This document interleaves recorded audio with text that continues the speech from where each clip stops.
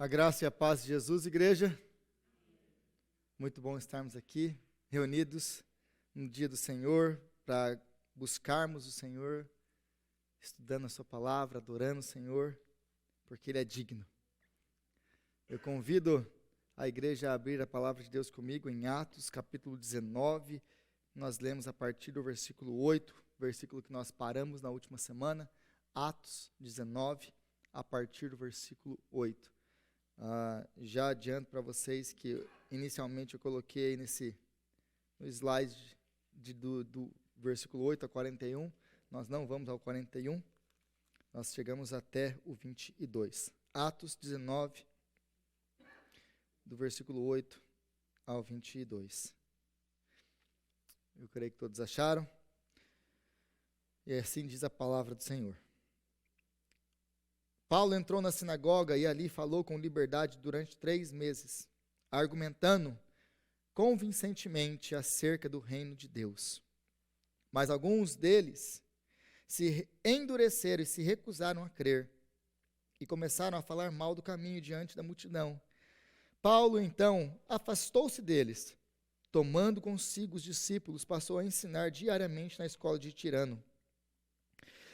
Isso continuou por 2 anos, de forma que todos os judeus e os gregos que viviam na província da Ásia ouviram a palavra do Senhor. Deus fazia milagres extraordinários por meio de Paulo, de modo que até lençóis e aventais que Paulo usava eram levados e colocados sobre os enfermos. Estes eram curados de suas doenças e os espíritos malignos saíam deles. Alguns judeus que andavam expulsando espíritos malignos tentaram invocar o nome do Senhor Jesus sobre os endemoniados, dizendo: em nome de Jesus, a quem Paulo prega, eu lhes ordeno que saiam. Os que estavam fazendo isso eram os 7 filhos de Seva, um dos chefes dos sacerdotes dos judeus. Um dia, o espírito maligno lhes respondeu: Jesus eu conheço, Paulo eu sei quem é, mas vocês quem são? Então o endemoniado saltou sobre eles e os dominou, espancando-os com tamanha violência que eles fugiram da casa nus e feridos.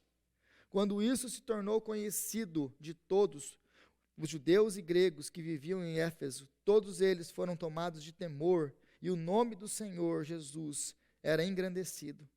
Muitos dos que creram vinham e confessavam, declaravam abertamente as suas más obras. Grande número dos que tinham praticado o ocultismo reuniram seus livros e os queimaram publicamente. Calculando o valor total, chegou a 50.000 dracmas. Dessa maneira, a palavra do Senhor muito se difundia e se fortalecia. Depois dessas coisas, Paulo decidiu no Espírito ir a Jerusalém, passando pela Macedônia e pela Acaia. Ele dizia: depois de haver estado ali, é necessário também que eu vá visitar Roma. Então, enviou a Macedônia 2 dos seus auxiliares, Timóteo e Erasto, e permaneceu mais um pouco na província da Ásia. Palavra de Deus. Senhor, nós te louvamos pela sua palavra. Te agradecemos pelo privilégio, pela liberdade que nós temos de abri-la, lê-la, estudá-la e expô-la. Agora pedimos ao Senhor graça. Graça, Pai, a mim, que tenho a responsabilidade, ó Deus, de expor essa palavra maravilhosa. Mas nenhum homem, Pai, é capaz de fazer isso. Então eu te peço graça. E que as palavras da minha boca venham glorificar o teu santo nome. Que as palavras da minha boca, Pai, venham ser cheias, venham encher a minha boca, Deus, com aquilo que está no seu coração, por o coração do teu povo, da tua igreja. E que o Senhor venha, Pai, abrir o coração, a mente, o entendimento dos teus filhos, das tuas filhas, para que a tua palavra venha alcançar aquilo que ela foi designada para fazer hoje aqui. E que em tudo isso, o teu nome seja glorificado. É o que nós pedimos, oramos, em nome de Jesus. Amém. Então, na última semana nós começamos a ver Paulo em Éfeso. Paulo, ele sai de Corinto, ele chega em Éfeso. Nós vimos todo aquele contraste entre o ministério de Apolo e o ministério de Paulo, e tudo aquilo que aconteceu, né, nesses primeiros versículos, até o versículo 7 do capítulo 19, nós lemos na última semana. Mas agora ele continua em Éfeso. E talvez você não estava aqui na última semana, eu queria fazer uma pequena recapitulação sobre a cidade de Éfeso, porque isso se torna muito importante para entendermos esse texto de hoje. Então, a cidade de Éfeso era uma cidade pagã no Império Romano, era uma cidade gigante, ela era a capital da Ásia, o que significa dizer, se o Império Romano... O que é um império? Vamos começar por o que é um império? Um império é um lugar onde nós temos vários reinados juntos. Vamos supor, nós temos o Império da América do Sul. O que seria o Império da América do Sul? Nós temos o Brasil, nós temos o Uruguai, o Chile, o Paraguai e outros países. Imagina que aquilo ali fosse dominado por um único governante. Nós teríamos um império, porque são vários reinos juntos. Então nós temos um governante, e esse governante, esse imperador, ele designa reis para cada área. Seria um rei para o Brasil, um rei para o Paraguai, um rei para o Uruguai, mas debaixo de um único imperador. Basicamente isso é o Império Romano. Isso que é um império. Então nós temos Roma, o imperador está em Roma, então nós temos a Caia, nós temos a Ásia, nós temos a Judéia, nós temos vários domínios, temos vários reinados. Cada área dessa tem um rei, mas temos um imperador que domina sobre tudo. Então, ele está na região da Ásia. A Ásia tem a capital, que é Éfeso. Agora, Éfeso é uma cidade muito importante, é uma cidade mais importante da Ásia, e ela é muito conhecida por várias coisas. Primeiro, porque é uma cidade muito importante, uma cidade muito rica, mas uma cidade afundada no ocultismo e na feitiçaria. É uma cidade conhecida pelas suas práticas de magia negra, de invocação de espíritos, de encantamentos. Se Corinto era a capital da imoralidade, agora Éfeso é a capital do ocultismo. Então, todo tipo de invocação, encantamento, Éfeso era centrado nessas coisas. Então, as pessoas que estavam ali, existia muita abertura para todo tipo de pessoa que se envolvesse com esse tipo de coisa na cidade de Éfeso, como o texto aqui vai deixar muito claro para nós. Agora, por ser uma cidade pagã, como todo o Império Romano era pagão, existiam vários deuses e deusas. Contudo, Éfeso era famosa pela deusa Diana, ou a deusa dos Efésios. Então, Diana tinha um templo, como disse na última semana, que o templo dela era 4 vezes maior do que o Panteão na cidade de Atenas. Então, era uma obra impressionante da arquitetura antiga. Então, Éfeso é esse centro para o ocultismo. E é nessa cidade que o apóstolo Paulo decide passar ali 3 anos do seu ministério. E é nessa cidade, e é essa cidade que Deus vai transformar. E a partir de Éfeso, ele vai transformar toda a região da Ásia, como o texto aqui deixa bem claro. Mas se você voltar comigo para o versículo 8, Paulo entrou na sinagoga e ali falou com liberdade durante 3 meses, argumentando convincentemente acerca do reino de Deus. É interessante que esse versículo 8, em grego, ele separa essas coisas que a NVI aqui juntou. Ele vai falar, vai separar em 3 coisas que o apóstolo Paulo fazia quando ele entrava. E é interessante que ele passa 3 meses na sinagoga pregando, o que geralmente não acontecia, porque a galera batia nele rapidinho antes disso. 3 meses é um tempo recorde. Então, eles até que toleraram bastante ele. Então, ele fica ali 3 meses pregando, e é importantíssimo isso. O que ele pregava? Ele pregava ousadamente. A segunda palavra, a melhor tradução seria dissertando. O que é fazer uma dissertação? Quando você está fazendo o seu mestrado, seu doutorado, você faz uma dissertação, você apresenta uma dissertação, uma tese final. E nessa tese você quer provar um ponto que vai ser defendido por você. E vai ser debatido pelos seus professores. Os professores não vão apenas engolir aquilo que você falou, você vai ter que dar provas daquilo que você está falando e que aquilo que você está falando é certo.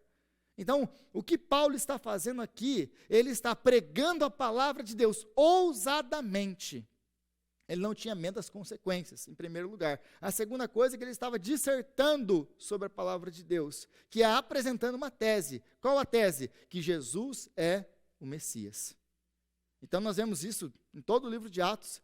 O apóstolo Paulo ele vai sempre provar, através das Escrituras, que Jesus é o Messias. Nós vimos isso na semana passada com o Apolo também. A partir do Antigo Testamento, eles olham para o Antigo Testamento e provam. Nós estamos provando para vocês que Jesus cumpriu todas as promessas que Deus fez para os nossos pais. Aí a última coisa que ele vai fazer é persuadir. Uma vez que você apresentou uma tese, uma vez que a sua tese é sólida, uma vez que você tem uma base de argumentação sólida, você vai convencer as pessoas, ao ponto de elas não terem mais argumentos contra você. Que é isso que acontece no versículo 9. Eles não têm mais argumentos contra a tese que ele está apresentando. Então eles partem para outra coisa, que é o que sempre acontece com Paulo. Já que a gente não te vence na palavra, a gente vai te vencer na porrada. Porque a gente é mais do que você. Então aí vai ser pedrejado, vai bater, vai ser açoitado, e todo tipo de coisa que ele está acostumado. Já era vida comum para ele. Mas o importante de tudo aqui é sobre qual é o tema. Porque ele está falando ousadamente, dissertando e persuadindo sobre um tema. E qual o tema? A palavra de Deus. O Messias. O reino de Deus. Então isso aqui é muito importante, porque isso aqui, o versículo 8, vai dar base para o que vem depois. Porque a palavra de Deus vai transformar, vai mudar, vai fazer milagres extraordinários na cidade de Éfeso, essa cidade afundada no ocultismo. Agora, no versículo 9, diz que alguns deles se endureceram e se recusaram a crer, e começaram a falar mal do caminho diante da multidão. Paulo, então, afastou-se deles, tomando consigo os discípulos, e passou a ensinar diariamente na escola de Tirano. Então, depois que eles já não tinham mais argumentos, eles partem agora para a briga, e eles começam a amaldiçoar e falar mal de Paulo, mas sem nenhum tipo de fundamento, porque eles não têm mais argumento. Então eles vão contra ele. Mas o texto nos diz aqui, alguns deles se endureceram e se recusaram a crer e começaram a falar mal do caminho. É interessante que, quando nós comparamos isso aqui com todo o relato de Atos até agora, mostra o que para nós? Essa diferença, essa distinção que nós costumamos fazer entre a soberania de Deus e a responsabilidade humana. Porque o texto aqui deixa muito claro que quem endureceu o coração deles foram eles mesmos contra a palavra do Senhor. Mas o texto também deixa até aqui muito claro que a salvação pertence ao Senhor. A salvação é uma obra exclusiva do Senhor. O Senhor escolhe, o Senhor abre o coração, o Senhor traz pessoas, atrai pessoas para Ele. É o Senhor quem abre o nosso entendimento para que possamos entender a palavra dEle. É o que Ele fez basicamente com Lídia. Lembra quando nós estudamos esse texto no capítulo 16, no versículo 14, que depois que o apóstolo Paulo prega, a palavra de Deus nos diz que Deus abriu o coração de Lídia para que ela pudesse entender a mensagem. Nós só podemos entender a palavra de Deus se ela for revelada a nós pelo Espírito Santo. Nós, o homem natural, não pode entender a palavra se do alto não nos for dada. Contudo, a Bíblia não ensina que Deus endureceu aqui o coração deles para que eles não pudessem crer. Eles se endureceram contra a palavra. Eles foram contra a palavra. E eles não apenas foram contra e se endureceram, porque sempre existe esse movimento. As pessoas que se endurecem, as pessoas que maldizem a palavra, que maldizem o caminho, elas não apenas ficam ali endurecidas no canto dela, elas se levantam em rebelião contra o Senhor. Existe um padrão aqui. Todas as vezes que nós pregamos para alguém, essa pessoa endurece o coração dela. Ela não apenas endurece o coração e fica quieta. O que acontece depois? Ela sai falando mal da palavra. Ela ataca a palavra. E aqui é exatamente isso que acontece. Então, o que o texto nos deixa muito claro é que a salvação pertence ao Senhor. Mas o Senhor, a rejeição vem da parte dos homens, são os homens que endureceram o coração. A luz veio ao mundo, mas os homens amaram mais as trevas do que a luz. João capítulo 3. Então, a vontade de Deus é que todo homem se arrependa e seja salvo. Mas os homens amaram mais as trevas do que a luz.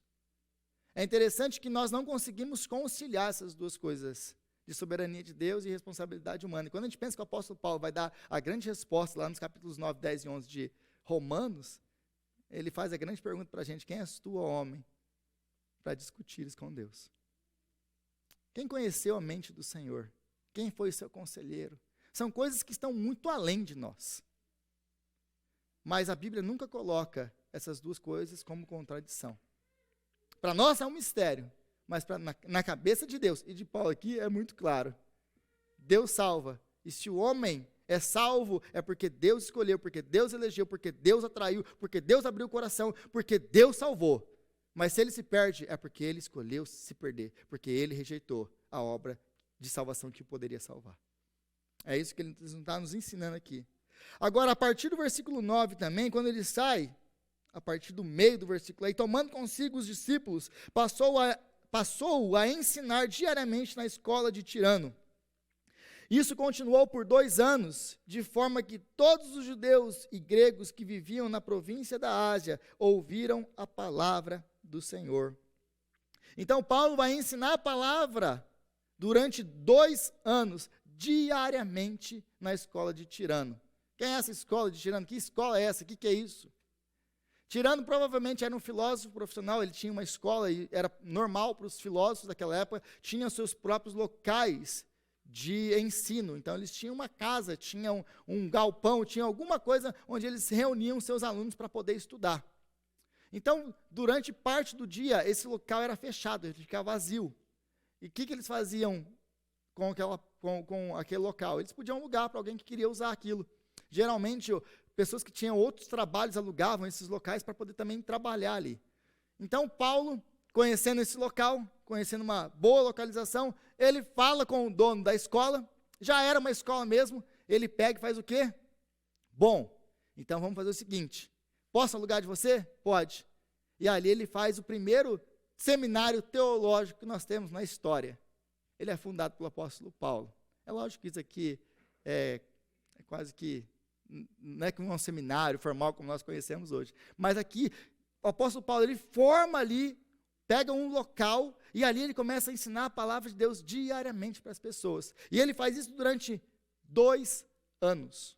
2 anos. Qual é o tema? O que ele ensina? A palavra de Deus.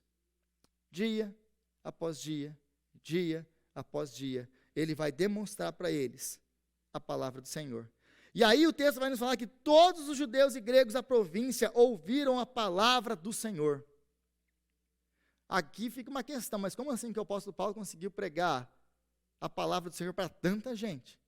Como assim todos os judeus, todos os gregos ouviram a palavra? Então significa que são todas as pessoas, de fato? Não. Não é que todas as pessoas escutaram a palavra de Deus. Contudo, ela foi disseminada por toda a região. Agora, o apóstolo Paulo ele não fez isso sozinho.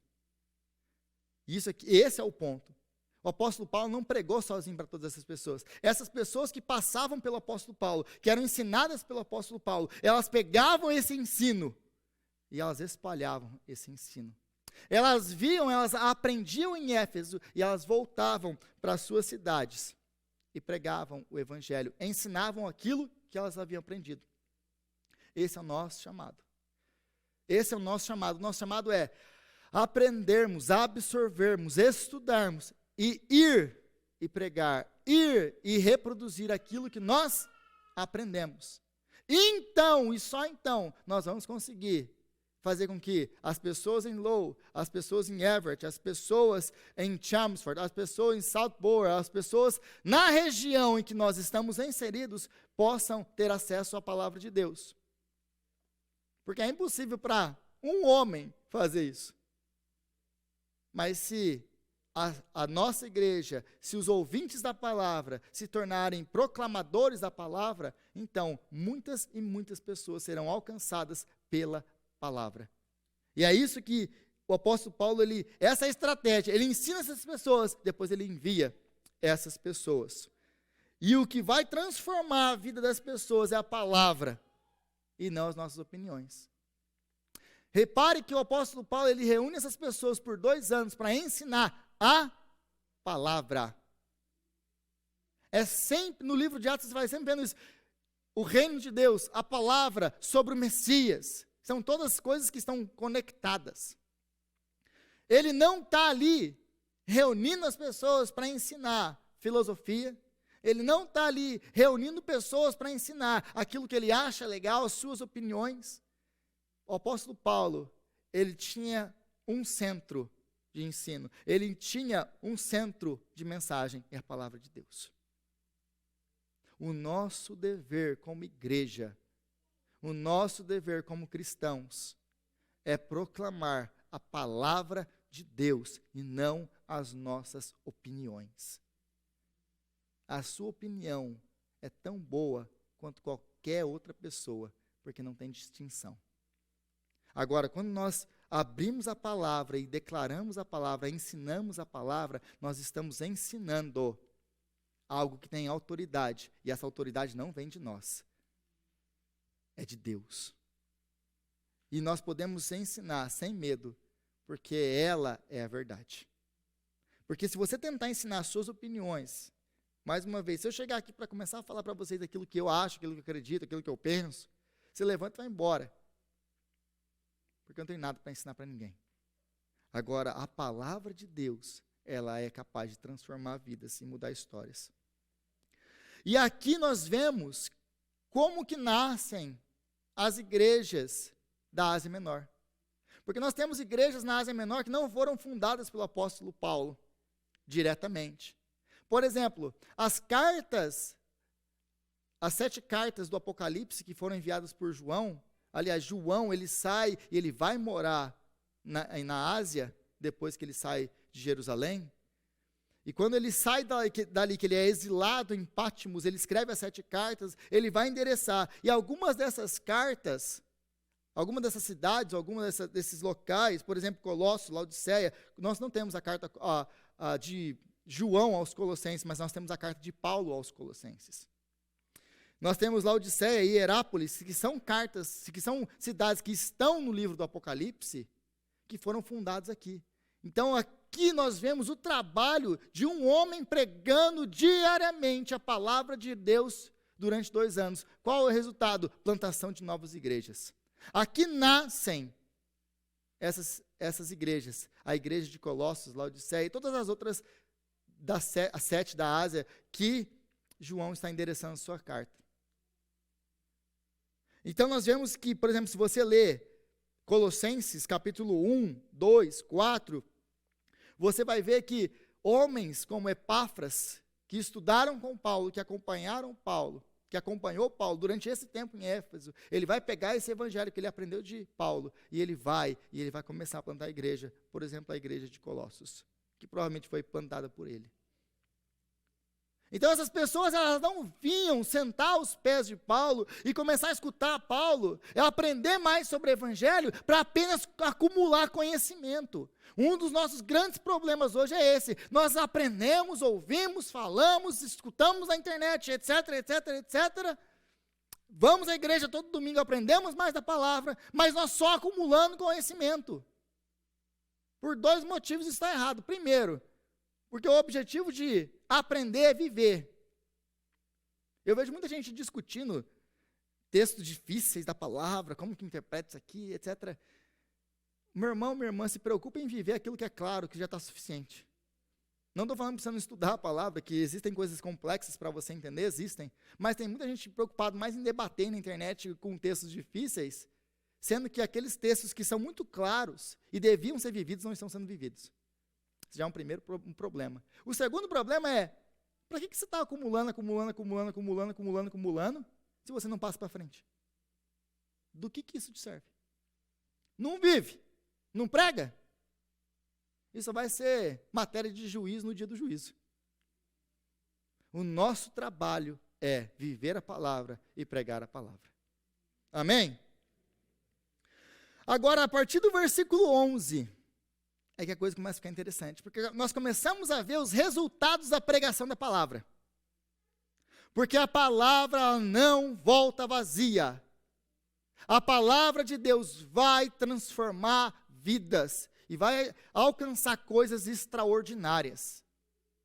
É por isso que nós não podemos trocar a palavra de Deus por artifícios humanos, por estratégias humanas para a igreja, como muitos têm feito. Para encher a igreja a gente tem que colocar uma fumaça aqui e fazer uns negócios, e a gente tem que adotar isso e aquilo, porque os coaches de crescimento de igreja agora falaram que a gente tem que fazer isso. Não.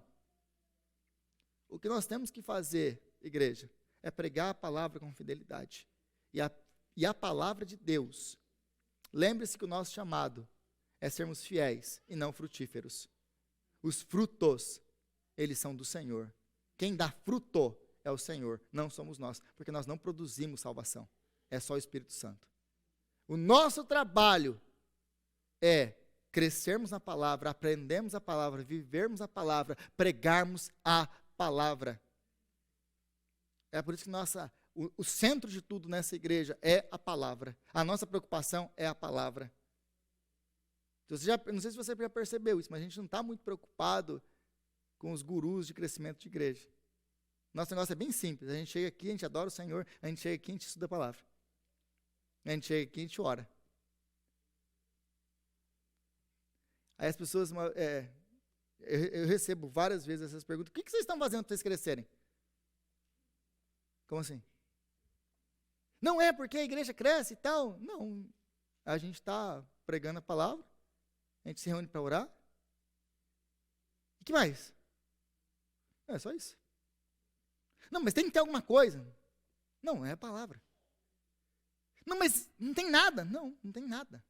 É a palavra. É a palavra que vai transformar pessoas. É a palavra que vai atrair aqueles que Deus conheceu antes da fundação do mundo.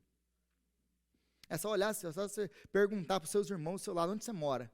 E você vai ver rapidinho como que funciona nessa igreja. Ninguém está aqui por causa do oba-oba. Bem de longe por causa da palavra. É só por causa disso. Por quê? Porque a palavra é poderosa. Homens, não. Pregadores, não. Não tem ninguém, não. Eu costumo dizer assim, não existe nenhum grande homem de Deus. Existem homens falhos, pecadores, pequenos, que são usados por um Deus grande, quando eles pregam a palavra dele. Esse é o nosso chamado. Aí nós vamos então ter os resultados da palavra, a partir do versículo 11 até o versículo 20. O primeiro resultado que nós vemos são os milagres. Versículo 11, Deus fazia milagres extraordinários por meio de Paulo, de modo que até lençóis e aventais que Paulo usava eram levados e colocados sobre os enfermos.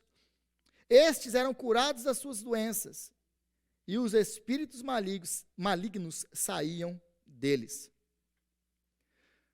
Rodrigo, esse texto é meio complicado, porque esse texto aí, ele é usado como base para você colocar o copo de água em cima da TV. Ô, Rodrigo, você não tem um lencinho que você está usando? Eu não uso lenço, gente. Tem um aqui, ó.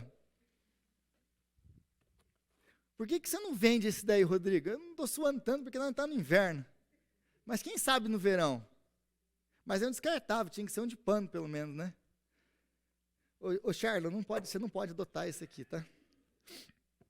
Mas algumas pessoas vão pegar, a gente ri, mas se você já assistiu TV no Brasil, em algum momento da sua vida, você já viu isso. Então você compra o lenço ungido, você coloca um copo de água e você faz isso. Todo tipo de barbaridade é feito, e esse versículo é usado como base bíblica. É uma macumba gospel. Mas é isso que esse texto está nos ensinando aqui? É disso que o texto está falando? o que o texto está nos dizendo, nós precisamos entender todo o contexto. Os milagres vão atestar a veracidade da mensagem de Paulo e seu apostolado. No capítulo 2 do livro de Atos, quando Pedro começa a pregar e ele fala de Jesus, o que ele vai falar de Jesus? Ele vai falar que Jesus foi aprovado por Deus pelas suas obras, pelos milagres que ele fazia. Deixa eu lembrar a igreja de uma coisa. Eles não tinham o Novo Testamento. O Novo Testamento ainda vai ser escrito. Então, qual era a base para eles verificarem a mensagem do apóstolo Paulo como uma mensagem correta? Como que eles avaliavam aquilo que estava sendo ensinado? Porque aquilo que eles ensinavam era acompanhado de poder, de milagres. Então os milagres de Jesus, os milagres dos apóstolos, qual era a finalidade, qual era o propósito deles? Era atestar que aquilo que o apóstolo Paulo estava ensinando era verdadeiro, que ele era um homem de Deus. Como que nós fazemos isso hoje? Nós temos a palavra. Você quer saber se aquilo que eu estou pregando é verdade ou não? Eu não preciso fazer um milagre para você. Porque o milagre já foi feito, está na sua mão. Você vai comparar aquilo que eu ensino com a palavra de Deus, é simples assim. E se o que eu estou dizendo bate com a palavra de Deus, então é verdadeiro. Se não bate, é falso, e você joga fora. Naquele tempo eles não têm essa comparação, eles têm o quê? Poder de Deus para atestar tanto o apostolado chamado de Paulo, como a sua autoridade, e que aquilo que ele está falando é a verdade. Deu para entender como que funciona?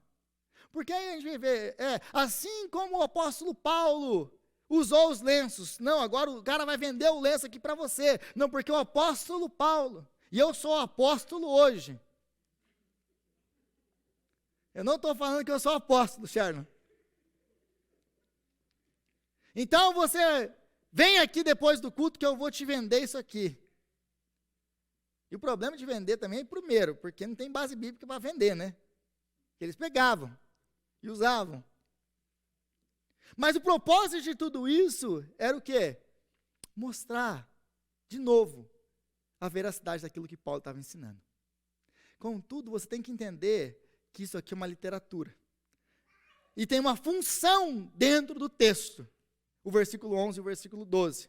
Qual que é a função do versículo 11 e do versículo 12? Fazer um contraste. Lembra a semana passada Apolo, Paulo, todo aquele contraste que a gente fez na última semana? Tem outro contraste aqui, o versículo 11 e o versículo 12, com os próximos versículos. Porque se você continuar lendo, finalzinho do versículo 12, e os espíritos malignos saíam deles. Alguns judeus que andavam expulsando espíritos malignos, versículo 13. Aí se você pega a minha Bíblia, por exemplo, você tem um círculo em espíritos malignos aqui, você tem uma seta que liga a espíritos malignos lá embaixo. Por quê? Porque Lucas está fazendo um contraste. O propósito do versículo 11 e 12 é fazer um contraste de Paulo como apóstolo, como alguém que tem poder verdadeiro, genuíno e real, com quem? Com os falsos judeus. Esse é o ponto da passagem. O ponto da passagem não são os lenços de Paulo. Esse é o ponto de tudo isso aqui. Então a palavra vai nos dar poder para viver o evangelho, e isso vai atestar que o evangelho que cremos é a verdade. Como que se identifica ou se transfere para a sua e para a minha vida hoje? Já que a gente não está fazendo muito milagre ultimamente. Não sei você. Mas para mim, o viver debaixo da orientação, o viver em obediência é um milagre extraordinário na minha vida. Dado quem eu sou. Então, como que isso transfere para você, para a sua e para a minha vida hoje? A palavra parou de fazer milagre? Não. Qual que é o maior milagre do homem? A salvação. É Deus pegando essa massa corrupta que é você, morta em delitos e pecados, como diz o apóstolo Paulo, e transformando em filho de Deus. esse é o maior milagre de Deus. O milagre de Deus o maior milagre de Deus não é o cego ver, o coxo andar, os demônios serem expulsos. O maior milagre de Deus é você estar sentado aí hoje. Esse milagre. Agora, note que eu não estou falando uma coisa. Eu não estou falando que Deus não faz milagres. Eu não estou falando que eu não acredito em milagres. Eu não estou falando que eu não acredito que Deus usa pessoas para fazer milagres. Eu não estou falando isso. Deixa eu falar isso bem claro aqui. Para não falar que o Rodrigo é isso, que é aquilo, que ele não acredita nisso. Eu acredito em tudo isso. Eu já vi Deus fazer milagres. E é maravilhoso quando Ele faz. Só que isso não é normativo para a igreja. Existe uma distinção, uma diferença muito grande aqui. Mas o fato de nós vivermos a palavra de Deus já é um milagre. De nós sermos chamados pela palavra de Deus, sermos transformados pela palavra de Deus, isso já é um milagre. E o ponto que Lucas quer deixar para você e para mim aqui é, se você viver a palavra, quando nós vivemos a palavra, isso vai atestar a veracidade da palavra de Deus nas nossas vidas. Porque uma coisa é você falar que você crê, outra coisa é você viver. Uma coisa é você dizer, eu acredito na palavra de Deus, eu obedeço a palavra de Deus. Agora, quando vem as provas, os testes, as dificuldades, e você passa por tudo aquilo ali, olhando para Cristo com confiança, obedecendo o Senhor em amor, isso vai dar veracidade para aquilo que você diz que você crê, para a palavra que sai da sua boca. Você obedecer a palavra vai demonstrar que a palavra de Deus é verdade, porque ela transformou sua vida, porque você é uma pessoa diferente, você passa por circunstâncias adversas diferentes do mundo. Isso dá poder para você passar, ou dá veracidade, ou testifica que aquilo que você professa é a verdade. E isso vai atrair pessoas, assim como os milagres atraem as pessoas aqui. Então, será que nós podemos vender lençóis ungidos hoje? Isso aqui serve de base bíblica? De maneira nenhuma. Eu não estou falando mal de ninguém aqui. Eu estou expondo práticas e interpretações erradas da Bíblia. Apenas isso. Note que eu não falei o nome de ninguém. Mas nós precisamos entender o contexto de tudo isso aqui. Existe um contraste. Lucas está querendo fazer um contraste. Com quem? O poder de Paulo para expulsar demônios, para fazer milagres, e esses falsos judeus, que não podiam fazer esses milagres. Porque no versículo 13, então, a partir do versículo 13 ao 16, diz assim, então alguns judeus que andavam expulsando espíritos malignos, tentaram invocar, e essa palavra que é muito importante, tentaram invocar o nome do Senhor Jesus sobre os endemoniados, dizendo, em nome de Jesus a quem Paulo prega, eu lhes ordeno, saiam. Os que estavam fazendo isso eram 7 filhos de Seva, um dos chefes dos sacerdotes dos judeus. Então note aqui que ele não é crente, ele não é cristão. E aliás, provavelmente esse cara nem era chefe dos sacerdotes, coisa nenhuma. Porque não tem nenhum nome dele nos escritos antigos, no que nós temos da antiguidade, não tem nenhum tal de Seva lá no meio. Então provavelmente era um pseudo chefe dos sacerdotes. O espírito maligno lhes respondeu, Jesus eu conheço, Paulo eu sei quem é, mas vocês quem são? E leiam nos caras. O que isso aqui está ensinando? Primeira coisa, eles não têm autoridade espiritual, eles não são crentes, eles são judeus. Esses judeus não eram crentes. Eles queriam usar Jesus como um feitiço, um encantamento, como mágica. É por isso que essa palavra aqui, invocar, é muito importante. Agora, o contexto da cidade vem à tona agora. É muito importante você lembrar aonde que eles estão. Eles estão em Éfeso. Éfeso era conhecida por esse tipo de coisa. Então, eles estão em Éfeso, porque Éfeso acolhia todo tipo de barbaridade dessa. E aí as pessoas queriam lá, porque lá é a cidade do encantamento, da feitiçaria, da mágica. Então, lá, eles queriam invocar. Por quê? Eles provavelmente conheceram Paulo e viram Paulo fazer milagres. E viram Paulo expulsar demônios. Agora, note o que vem antes. Versículo 11 e versículo 12. Lucas quer deixar isso bem claro para você. Eles conheciam as histórias dos lenços. Eles sabiam que eles pegavam apenas os lenços de Paulo e jogavam nos caras, os espíritos iam embora. Paulo não falava uma palavra, Paulo não estava nem lá. E aí eles conheciam os ensinos de Paulo. Ele falava sobre um tal de Jesus. Então, na cabeça desses caras, o que eles pensam que Jesus é? É um nome de encantamento. Aí eles querem invocar o nome do Senhor Jesus, como se fosse um passe de mágica. O problema é que isso não funciona assim. E os demônios vão mostrar uma lição bem prática para eles que não funciona assim. Então, nós precisamos de autoridade espiritual, é isso que eles não entendiam. Nós não controlamos Jesus, nós não usamos Jesus como se fosse um amuleto para expulsar demônio. Nós precisamos de autoridade espiritual, e a autoridade espiritual é conquistada. Você tem autoridade espiritual, como? Como que você cresce em autoridade espiritual? Com disciplinas espirituais. Quais são as disciplinas espirituais? Oração, jejum, conhecimento Bíblia, palavra de Deus. Então os demônios, eles sabem muito bem. Bom, Jesus eu conheço. Ai, como eu conheço ele. É interessante que no grego, ele usa palavras distintas para dizer que ele conhece Jesus e conhece Paulo.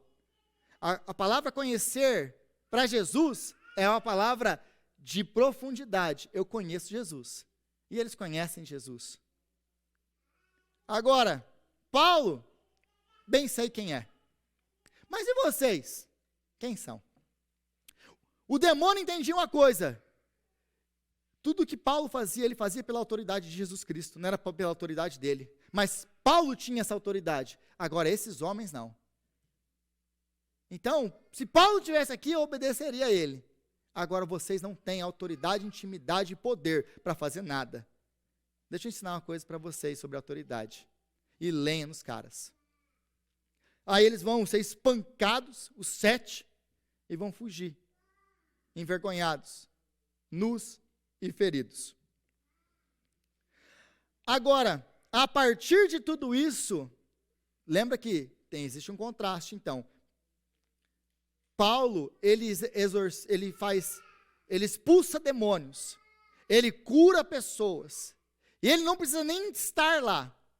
Agora, esses homens, eles não têm essa autoridade, não têm esse poder, porque eles não são servos de Jesus, porque eles não conhecem Jesus. Depois disso, a partir do versículo 17, então, até o versículo 22, ele vai nos dar mais 4 coisas que a palavra vai alcançar.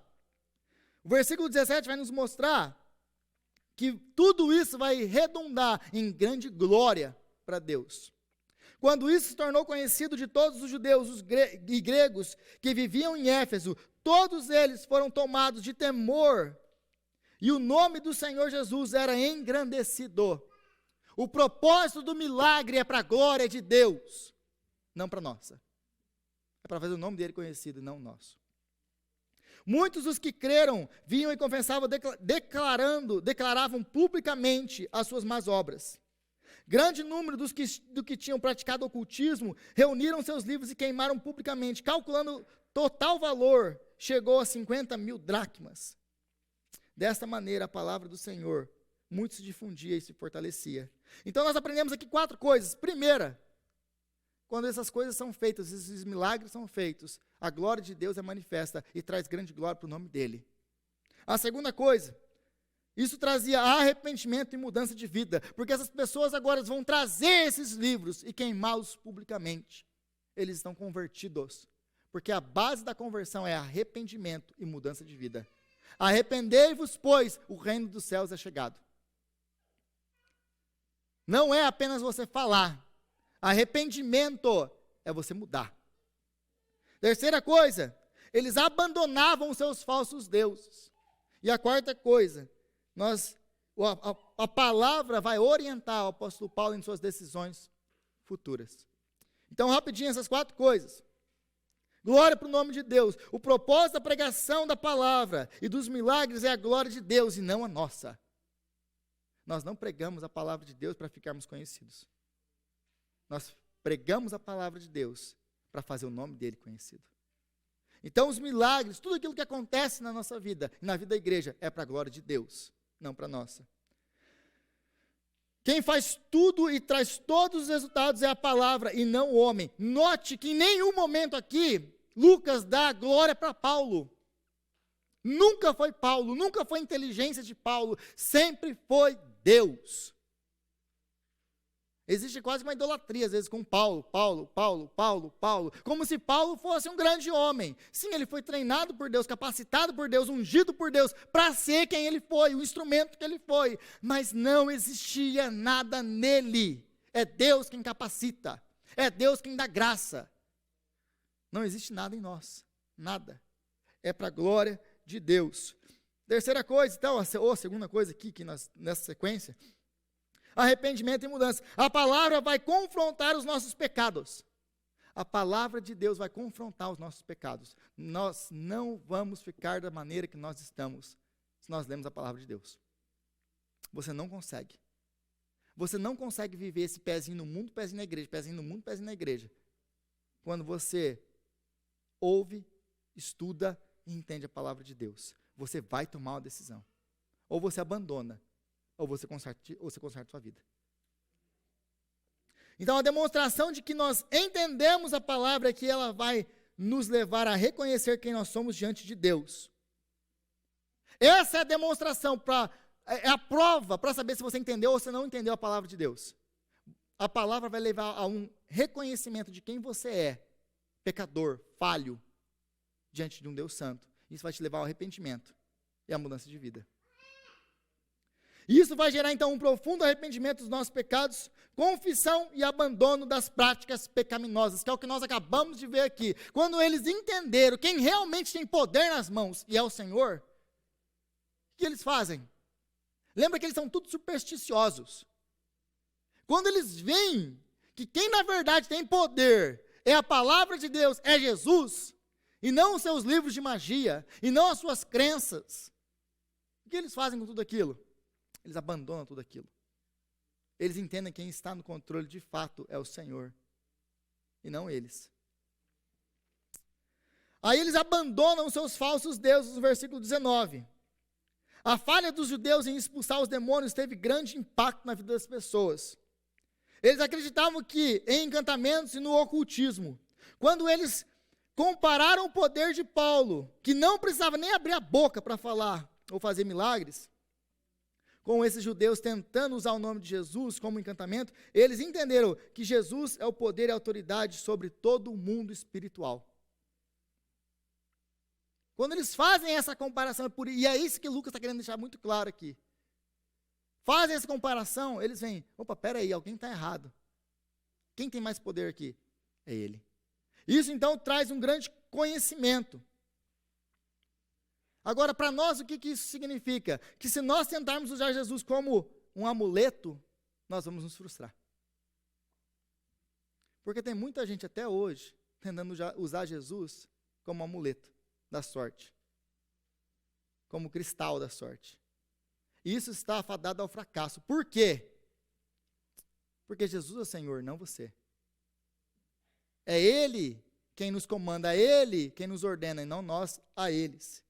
Jesus não é algo que nós adicionamos ou usamos na nossa vida. Porque muita gente tem vindo para a igreja com esse pensamento. Eu vou para a igreja para adicionar esse negócio. Então se eu for para a igreja, não, vem para Jesus que Jesus vai mudar a sua vida. Vem para a igreja que Jesus vai transformar a sua vida. Vem para a igreja que Jesus vai te dar isso aí. E tem muita gente vindo para a igreja por causa disso. Depois de um tempo elas saem. Por quê? Porque isso não funciona.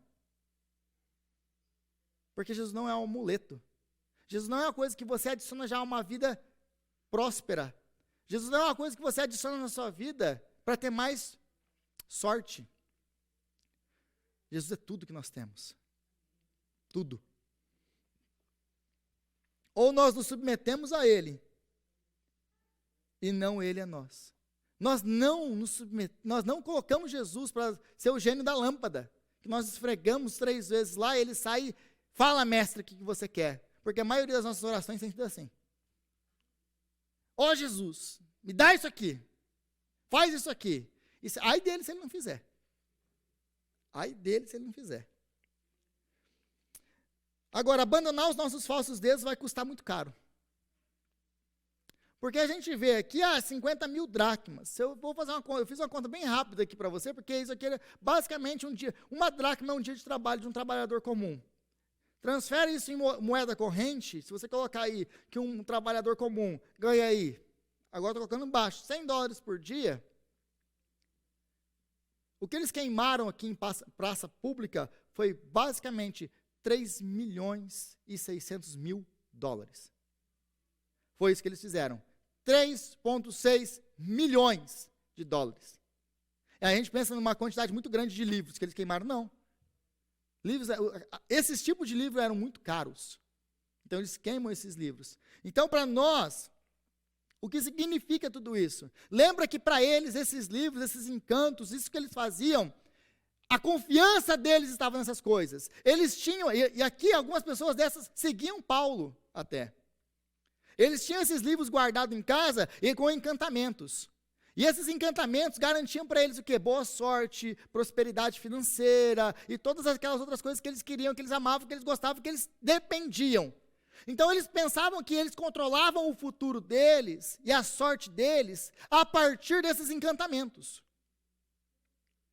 Quando eles encontram com o verdadeiro poder, eles entendem uma coisa, que é Jesus, que tem tudo na palma das mãos.